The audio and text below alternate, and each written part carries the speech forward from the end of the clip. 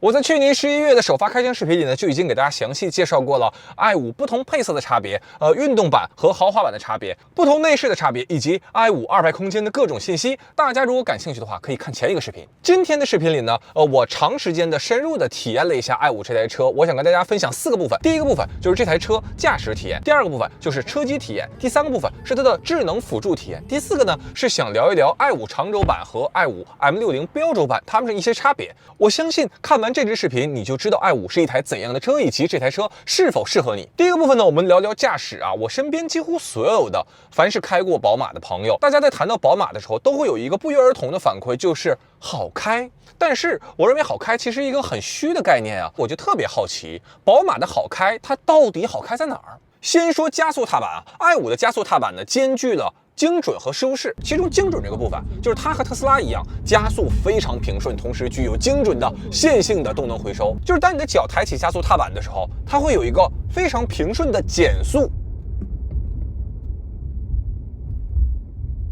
我自己试驾过一些动能回收不那么好的车，给我的一个感受是什么呢？就是我在抬加速踏板的时候，会感觉到这个车呀有这种顿挫感，就是一卡一卡的。宝马这台的动能回收真的是丝般顺滑。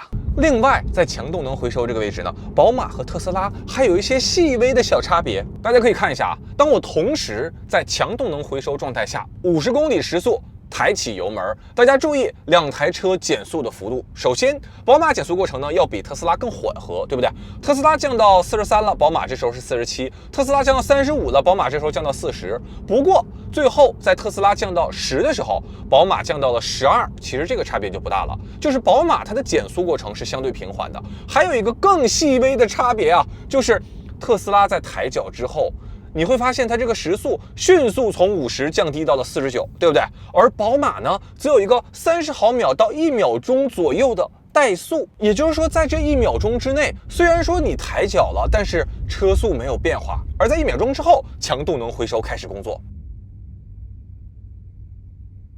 大家知道就这1秒钟的差别所带来的一个改变吗？就是你在开宝马的时候更不容易晕车。很多用户啊，在开惯了油车之后，在一些驾驶场景中，很容易把脚就提前离开加速踏板，对不对？这个时候，特斯拉这种秒减速就会带来一个强大的瞬间的拖拽感，让车上的乘客就忽悠一下子。大家可以看一下这个场景啊，我在驾驶宝马 i5 的时候，脚离开了加速踏板大概1秒钟吧，不到1秒钟，犹豫接下来是踩油门还是踩刹车，而在犹豫这1秒钟之内，速度是保持稳定的，就没有那种晕车的感觉。这一点不仅是 i5 支持，我体验的 i3、i4 也都支持。就是这样一个小细节，我在开车的时候就有一种感觉，就是他懂我，真的是这种感觉。如果有的用户不喜欢强动能回收啊，就是想把这台车当成油车开，那你把动能回收调到低档位，能看到宝马的低动能回收其实和油车怠速滑行基本上差不多了。所以如果你说从油车换到电车啊，你其实不用担心驾驶不习惯。宝马也支持这个所谓的单踏板模式啊，就是你在挂 D 档的前提下，你再挂一次档就进入 B 档了。抬起加速踏板的时候，车辆会完全的静止啊。不过呢，我自己开了这么长时间，我还是更喜欢 D 档啊，这种低速缓行。说完油门，我们再说刹车啊。宝马的刹车调教同样是非常出色，线性感很强阻尼力度回馈刚刚好。i5 这台车你完全不需要适应，上脚就会感觉这个刹车非常好踩。接下来我们再说方向盘啊 ，i5 的方向盘呢是1圈又1/4圈打满啊，基本不会出现说转弯的时候忘记自己打了几圈方向盘的情况。力度应该算是比较适中吧，比 Model Y 更轻，比 L7 更重。方向盘这个位置，我想分享2个细节。第一个就是打满舵之后的回轮，无论是速度还是力度都刚刚好。这一点大家如果自己体验过，你就知道我想说的。有人说方向盘回轮，这不谁家都一样的吗？不一样啊，真的不一样，就是有的回得快，有的回得慢。感受一下这个方向盘回轮啊。还有一个小细节呢，就是方向盘左上方和右上方它不是有2个握柄吗？这个握柄我以前开的车好像没有这么明显，所以说我也没太注意。这一次我发现这2个握柄还蛮好用的，一些转弯场景单手向下拽一下，基本上就能实现转弯了。既然我们提到方向盘了，我认为就有必要提一下这台车的车身尺寸啊。i5 这台车车长度达到了5.18米，这个长度要比我的特斯拉长了接近43厘米，应该算是一个中大型的轿车了。那么在这样一个车身尺寸下，它的转弯是否足够灵活呢？实测 i5的最小转弯半径呢和 Model Y 是几乎相同的啊，实际上严格来说要比 Y 大一点点，但是要考虑到它车身长了43厘米啊，能拥有这样一个最小转弯半径，我觉得就已经很不错了。日常驾驶单车道，这个还是需要多打一把才能掉过头来。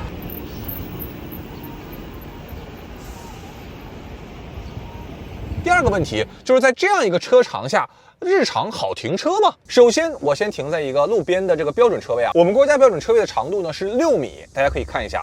大家可以看一下，当我的车停在正中间这个位置的时候，前边和后边大概的一个距离。如果你的前后车位恰好都停了车，那么还是很考验驾驶员停车技巧的。不过好在宝马的这个自动泊车啊，还挺好用的。我自己测试了，无论是倒车入库还是侧方停车，你只要选择你想停车的位置，然后直接点按屏幕，方向盘就会亮起小绿灯啊，自动接管车辆，然后咔咔咔咔一顿转就给你停好了。所以，对于 i5 停车体验的总结啊，就是你不需要担心自己的车技是否足够好，只要这个车位你的 i5 能停下，那么通过自动泊车，这台车也可以自己稳稳的停进去。但是如果真的是路边这种车位特别狭窄的话，那么 i5 这个车长确实不如小车更加灵活方便。驾驶部分的最后一个环节，减震啊，我相信 i5 它作为一台行政级的舒适型的轿车，减震应该算是一个强需求，对不对？我首先给大家对比一下 Model Y， 两台车同时以30公里左右的速度通过2条相同的减速带，大家可以对比一下，你能看到 i5 的减震有多稳吗？有同学说了，你的 Model Y 是运动型的一个车，对不对？你应该找一个舒适型的车来跟它对比。所以我给大家再对比一下理想 L7。我不瞒大家说啊，我开特斯拉的时候遇到减速带我都是绕着走，但是开 i5 的时候我就有种感觉，就是减速带呢就是这种感觉。不过舒适的减震呢，似乎也给 i5 带来了一个缺点，就是如果我比较高速过弯的时候，这个车身它是会有一点侧倾的，这是我能感受到的。我印象中这一点 i5 应该是不如 i3 和 i4 的。另外补充一下大家很关心的续航啊，首先跟大家说明，我在测试 i5 续航这几天呢，北京非常的热，大概温度要37度，这车一晒的话可能要超过40度了。所以说呢，我觉得不能代表一个正常的 i5 续航水平，但是呢，大家可以作为一个极限测试吧，就是在春天、夏天和秋天这3个季节，你就是再怎么开，应该比我这个开的强一点。首先用标准模式驾驶，市区加上快速路，最高80公里时速，大概能跑450公里左右。然后市区加高速，最快120公里时速，大概能跑340公里左右。当我切换到长续航模式，也就是说降低了这台车的加速能力，这个时候市区加快速路，最快80公里时速，能跑500公里左右。而市区加高速最快120公里时速，能跑430公里。以上各种小细节汇聚到一起，就成为了宝马车主口中的好开啊！我自己理解宝马 i5 它的好开应该是结合了舒适和驾驶体验之后的好开。那么今天视频的第二部分，我们来聊一聊车机啊。如果说宝马的驾驶体验我可以给到90分，甚至给到95分的话，那么车机的体验呢，我可能给到70到75分。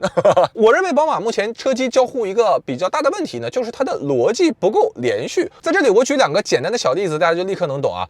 第一个小例子呢，就是倒车的时候右后视镜下翻，对不对？你可以看一下停车线，或者看一下马路牙子会不会蹭轮毂。我的理解，这个功能你在车机里加入一个，对吧？就是是否开启，然后你选择开启，它就开启了，就对不对？这很直观。但是宝马的车机里没有这个功能，但是怎么开启呢？就是主驾车门上有2个调节后视镜的按钮，这个时候你需要把调节功能键放在左边后视镜的时候，倒车右后视镜下翻。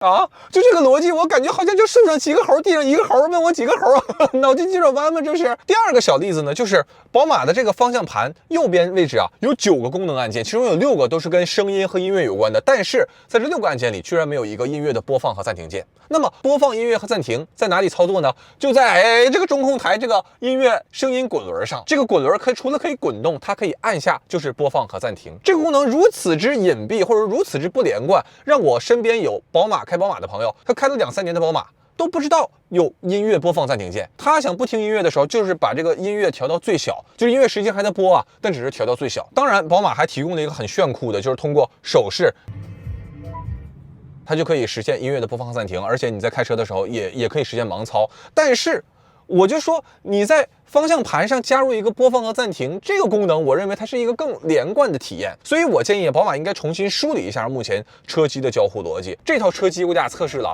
其实功能很齐全，你想要的各种交互都有，你想用看的各种视频软件都有，就是在操作的时候它奇奇怪怪的。换句话说，就是需要一定的学习成本。我不知道是不是为了适配老车主，可能之前宝马车主的习惯是那些的。我在体验宝马这套车机的时候，我认为有2个功能啊，可以说拯救了宝马这套车机，就是让这台车机的体验整体的看来，还可以。第一个，我相信大家能够猜到了，就是 CarPlay。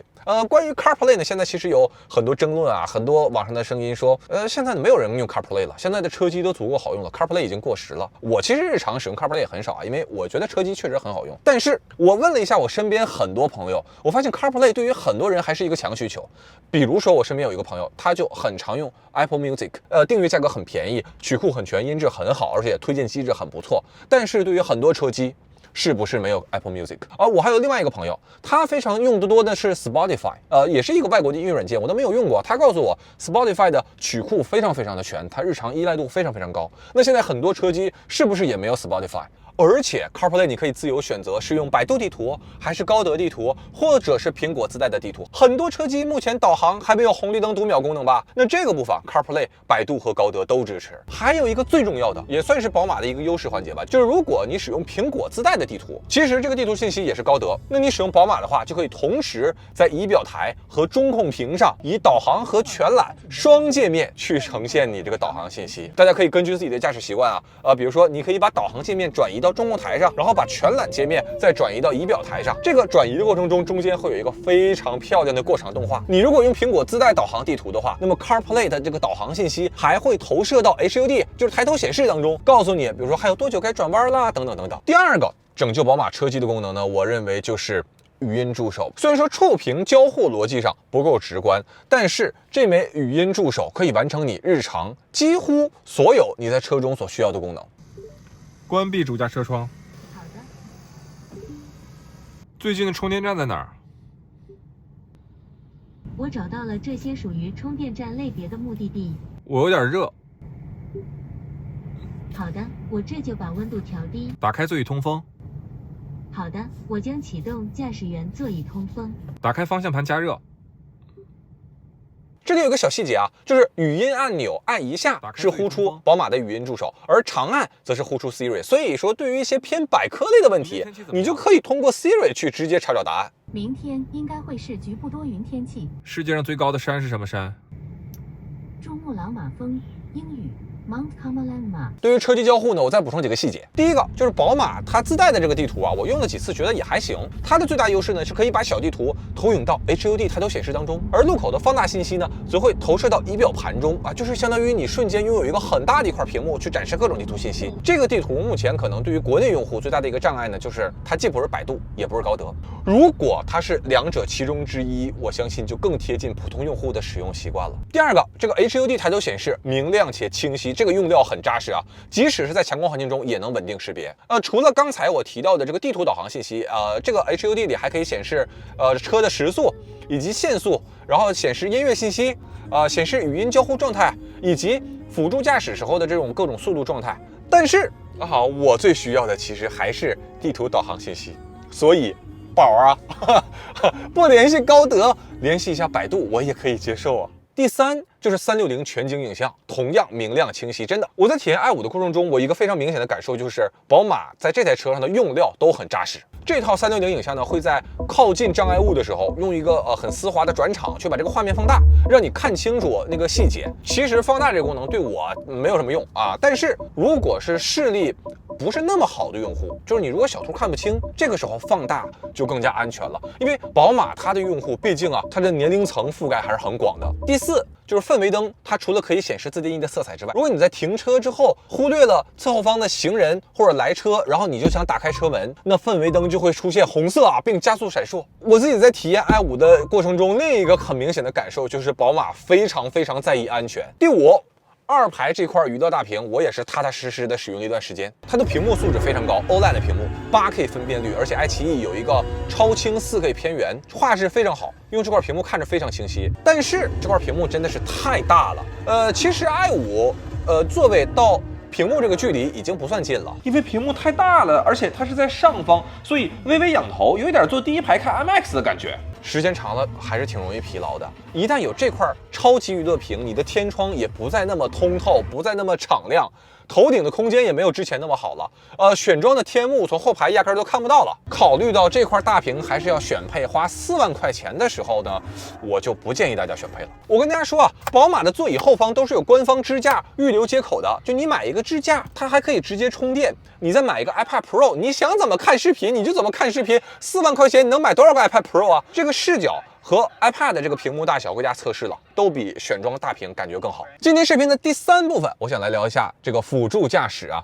现在新势力卷智能驾驶这个功能其实越来越狠，对不对？但是我自己在开宝马 i5这台车之前，我甚至都不知道宝马有没有辅助驾驶功能，就是也没见它宣传过呀。首先跟大家说明啊，宝马目前 i5这台车呢，它现在这个辅助驾驶功能应该是和特斯拉花3万块钱升级的那个辅助驾驶功能体验是接近的。开启的方式很简单啊，就是按左侧辅助驾驶键就开启了，辅助驾驶已启动。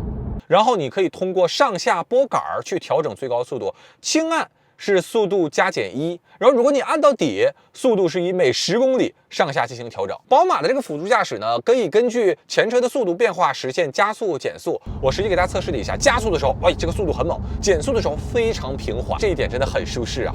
你是可以通过打转向灯实现变道的。实测 i5 呢，它会根据侧后方车辆来判断是否有足够空间来变道。如果侧后方有车辆紧随，这个时候它会等待合适的时机之后再变道。另外，i5 是可以根据地面道路虚实线去判断是否变道的。它检测到是实线了，看见了吗？检测到是实线，所以没有变道，自己就变过来了。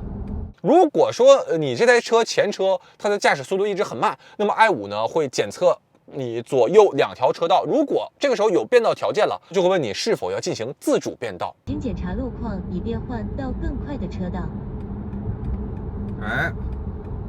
眼神变道，这就是。请检查路况以变换到更快的车道。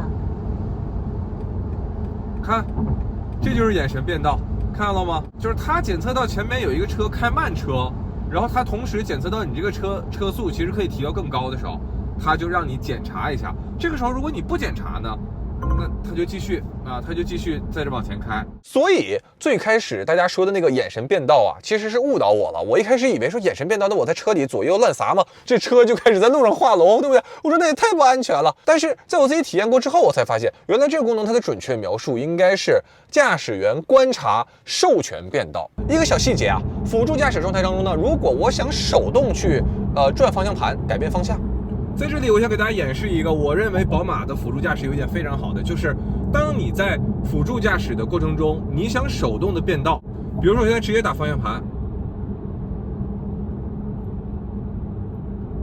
它是没有这种方向盘抢夺感的，你知道吗？这个时候你会发现，宝马的车机它不会跟你抢夺方向盘。我自己驾驶过一些车，那个辅助驾驶，当你想手动接管的时候，你会感觉到这个方向盘有一个抢夺感，就咯噔一下子，那个还挺害怕的。下班的时候堵车的辅助驾驶也给大家测试了啊。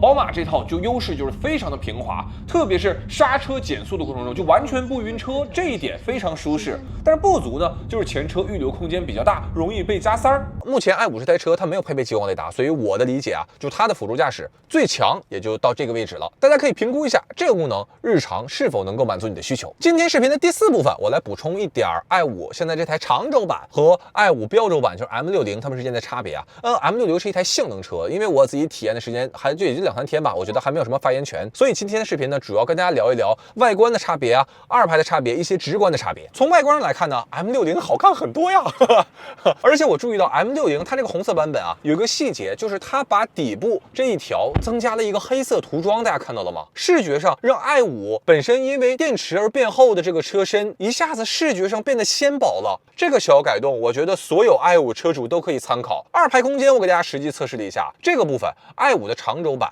明显就舒适很多。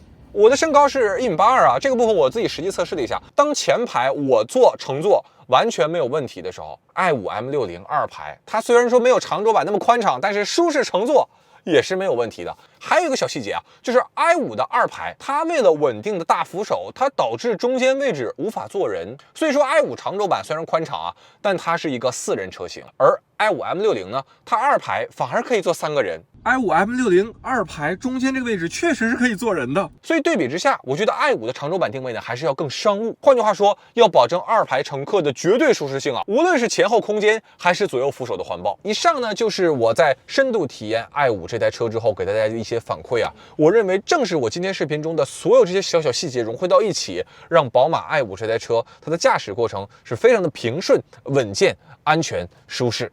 我听说 i5 的长续航版本可能也要来了，更大的电池以及更快的加速。如果后续有机会，我会给大家测一测那款车到底能跑多远。好了，以上呢就是本期视频的全部内容，希望这期视频能给大家提供有价值的参考。我是周文泽，我们下个视频再见。